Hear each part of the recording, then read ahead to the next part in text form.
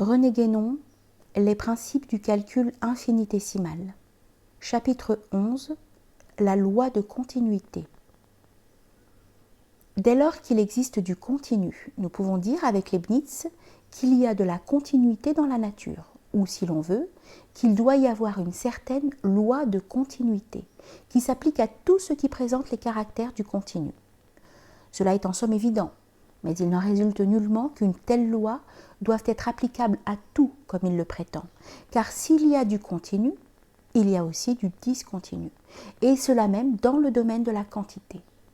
Le nombre, en effet, est essentiellement discontinu, et c'est même cette quantité discontinue, et non pas la quantité continue, qui est réellement, comme nous l'avons dit ailleurs, le mode premier et fondamental de la quantité, ou ce qu'on pourrait appeler proprement la quantité pure.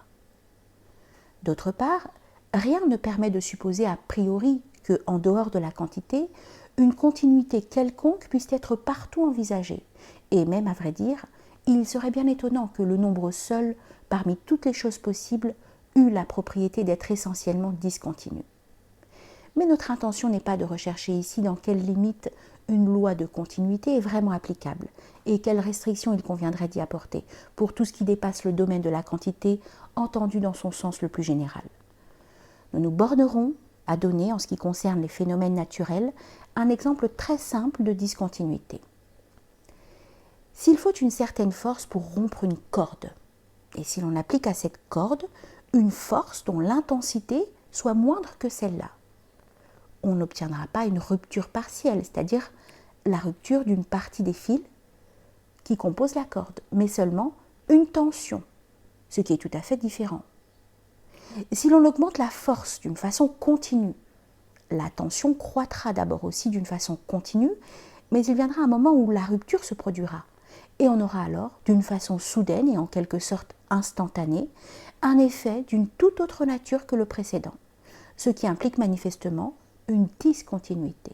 Et ainsi, il n'est pas vrai de dire, en termes tout à fait généraux et sans restriction d'aucune sorte, que natura non facit saltus.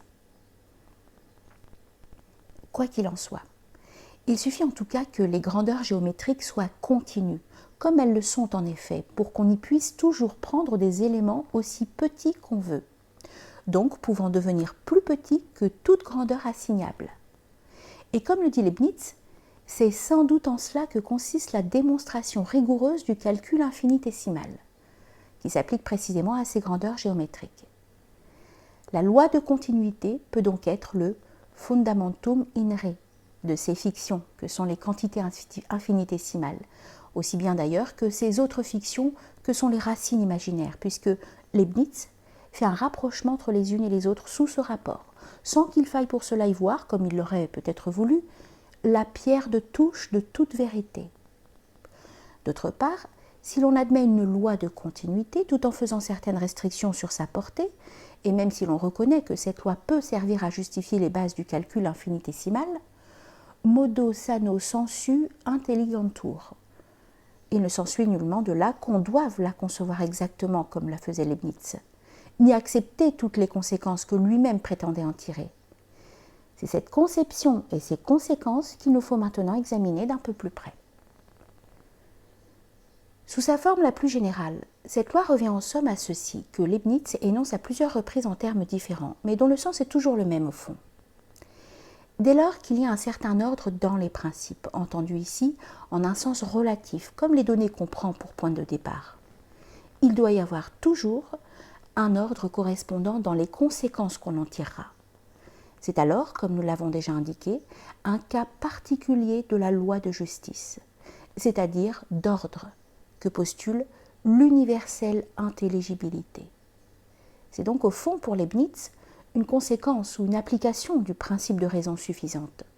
Sinon, ce principe lui-même, en tant qu'il s'applique plus spécialement aux combinaisons et aux variations de la quantité, ouvrez les guillemets, la continuité est une chose idéale, dit-il, fermez les guillemets. Ce qui est d'ailleurs loin d'être aussi clair qu'on pourrait le souhaiter, mais, ouvrez les guillemets, le réel ne laisse pas de se gouverner par l'idéal et l'abstrait, parce que tout se gouverne par raison. Fermez les guillemets. il y a assurément un certain ordre dans les choses. Et ce n'est pas là ce qui est en question, mais on peut concevoir cet ordre tout autrement que ne le faisait Leibniz, dont les idées à cet égard étaient toujours influencées plus ou moins directement par son prétendu principe du meilleur, qui perd toute signification dès qu'on a compris l'identité métaphysique du possible et du réel. Au surplus, bien qu'il fût un adversaire déclaré de l'étroit rationalisme cartésien, on pourrait, quant à sa conception de l'universelle intelligibilité, lui reprocher d'avoir trop facilement confondu intelligible et rationnel. Mais nous n'insisterons pas davantage sur ces considérations d'ordre général, car elles nous entraîneraient beaucoup trop loin de notre sujet. Nous ajouterons seulement à ce propos qu'il est permis de s'étonner qu'après avoir affirmé qu'on n'a pas besoin de faire dépendre l'analyse mathématique des controverses métaphysiques, ce qui est d'ailleurs tout à fait contestable, puisque cela revient à en faire, suivant le point de vue purement profane, une science entièrement ignorante de ses propres principes, et que du reste, l'incompréhension seule peut faire naître des controverses dans le domaine métaphysique. Leibniz en arrive finalement à invoquer, à l'appui de sa loi de causalité, à laquelle il rattache cette même analyse mathématique, un argument non plus métaphysique en effet, mais bien théologique, qui pourrait se prêter encore à bien d'autres controverses. Ouvrez les guillemets. C'est parce que tout se gouverne par raison, dit-il, et qu'autrement il n'y aurait point de science ni de règles, ce qui ne serait point conforme à la nature du souverain principe. Fermez les guillemets. À quoi on pourrait répondre que la raison n'est en réalité qu'une faculté purement humaine et d'ordre individuel, et que sans même qu'il faille remonter jusqu'au souverain principe, l'intelligence entendue au sens universel, c'est-à-dire l'intellect pur et transcendant, est tout autre chose que la raison, et ne saurait lui être assimilée en aucune façon, de telle sorte que s'il est vrai qu'il n'y a rien d'irrationnel, il ne l'est pas moins qu'il y a pourtant beaucoup de choses qui sont supra-rationnelles, mais qui d'ailleurs n'en sont pas pour cela moins intelligibles. Nous passerons maintenant à un autre énoncé plus précis de la loi de continuité, énoncé qui se rapporte d'ailleurs plus directement que le précédent au principe du calcul infinitésimal. Ouvrez les guillemets. Si un cas se rapproche d'une façon continue d'un autre cas dans les données et s'évanouit finalement en lui, il faut nécessairement que les résultats de ces cas se rapprochent également d'une façon continue dans les solutions cherchées, et que finalement, ils se terminent réciproquement l'un dans l'autre. Fermez les guillemets. Il y a ici deux choses qu'il importe de distinguer. D'abord, si la différence de deux cas diminue jusqu'à devenir moindre que toute grandeur assignable, in datis, il doit en être de même in casitis. Ce n'est là en somme que l'application de l'énoncé le plus général, et ce n'est pas cette partie de la loi qui est susceptible de soulever des objections, dès lors qu'on admet qu'il existe des variations continues, et que c'est précisément au domaine où s'effectuent de telles variations, c'est-à-dire au domaine géométrique, que se rapporte proprement le calcul infinitésimal. Mais faut-il admettre en outre que casus in casum tandem evanescat, et que par suite eventus casum tandem invincem desinant.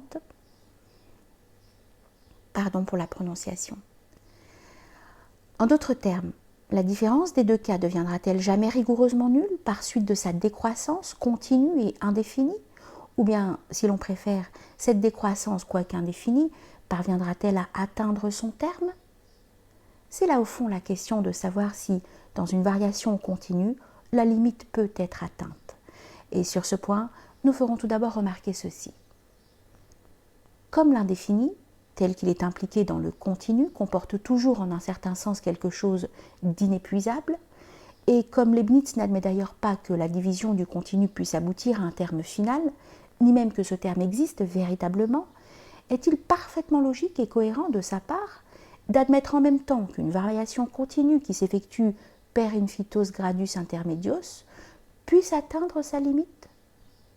Ceci ne veut pas dire assurément que la limite ne puisse être atteinte en aucune façon, ce qui réduirait le calcul infinitésimal à ne pouvoir être rien de plus qu'une simple méthode d'approximation.